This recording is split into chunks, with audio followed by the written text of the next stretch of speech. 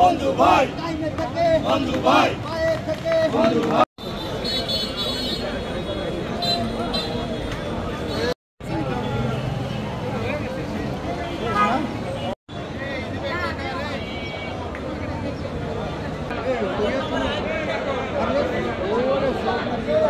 আদালত আজকে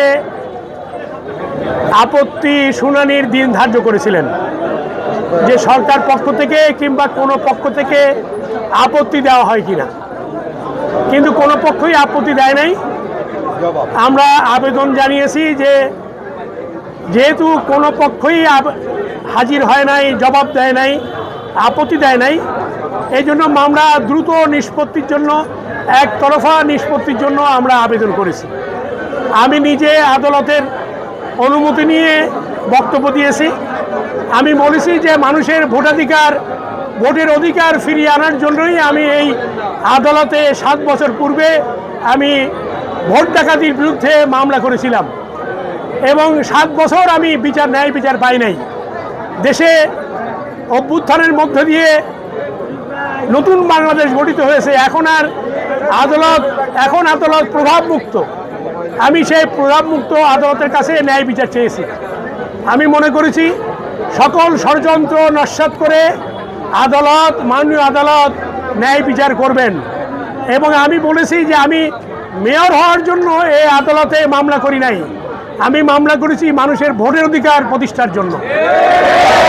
এবং আমি আশাবাদী, আমি আদালতকে বলেছি যে আমি চাইব মাননীয় আদালত ন্যায় বিচারের স্বার্থে আমার আবেদনখানা বিবেচনা করে যথাযথ পদক্ষেপ নেবেন এবং তাতেই আমি ন্যায় বিচার পাব।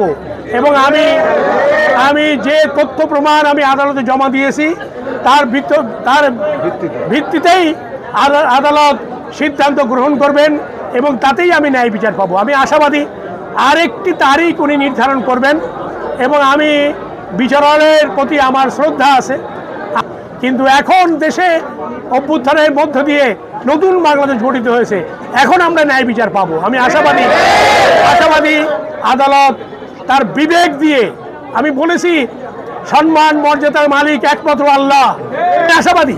আমি খালি খুলনা কেন, ঢাকা, চিটাগাং সব জায়গায় ভোট ডাকাতির বিরুদ্ধে বিএনপির প্রার্থীরা বিজয়ী হয়েছে, আমিও একইভাবে এখানে বিজয়ী হতে চাই। আমাকে দেশনেত্রী বেগম খালেদা জিয়া, তারেক রহমান এই নির্বাচনে প্রার্থী করেছিলেন, তাদের প্রতি আমি কৃতজ্ঞ এবং খুলনাবাসীর প্রতি আমি কৃতজ্ঞ যে তারা আমাকে ভোট দিয়ে মেয়র নির্বাচন করার জন্য যুদ্ধ করেছেন।